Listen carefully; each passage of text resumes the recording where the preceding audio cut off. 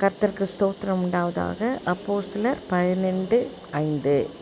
பேதுரு சிறைச்சாலையிலே காக்கப்பட்டிருக்கும் போது சபையார் அவனுக்காக தேவனை நோக்கி ஊக்கத்தோடு ஜெபம் பண்ணினார்கள். சிறைச்சாலை என்பது ஒரு சாபமான கட்டுகள். கட்டு என்பது அது முறிக்கப்பட வேண்டுமென்றால் இந்த கட்டுகள் அநேக கட்டுகள் இருக்கின்றது.